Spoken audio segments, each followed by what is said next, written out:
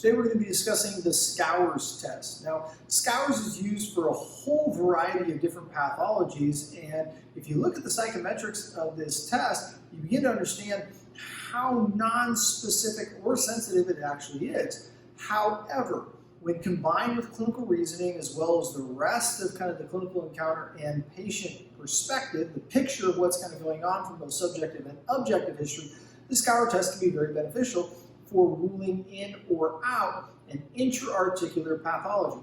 So let's go ahead and dive into this individual technique or test.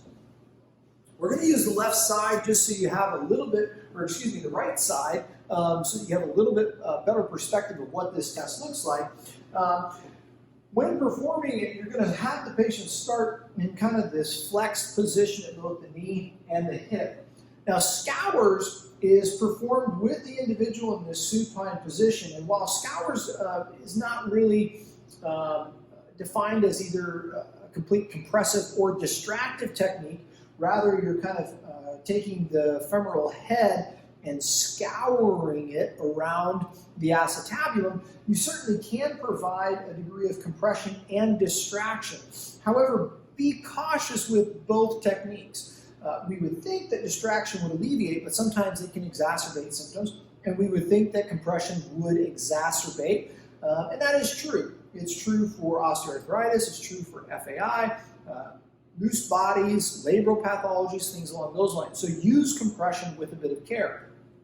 Again, the test is, in essence, taking that more convex surface of the femoral head and scouring it throughout all 360 degrees of the acetabulum.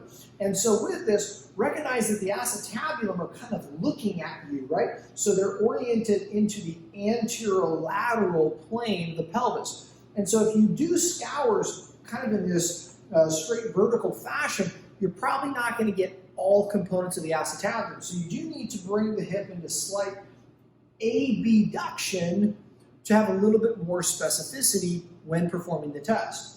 From here, what you're going to do is you're going to bring the hip up into flexion, and you can think of kind of tracing a clock face. And so you can either go clockwise or you can go counterclockwise. It's up to you as far as how you do this, but do standardize it such that you are reproducing the motion of the test the same way for each patient, so you can think about what structures may be involved as you go around the rim of the acetabulum. So for me, I tend to go in a clockwise fashion. So the first thing I'm going to do is I'm going to come up to about 12 o'clock, and then I'm going to come over into that anterosuperior region. I'm just going to kind of go back and forth between 12 and 3. I might add a little bit of compression, and then I'm going to go from 3 down to 6. So a little bit more of that antero-inferior. Then I'm going to move into that posterior inferior. So now this is from about 6 to 9, and then we move up into that 9 to 12, that posterior superior region.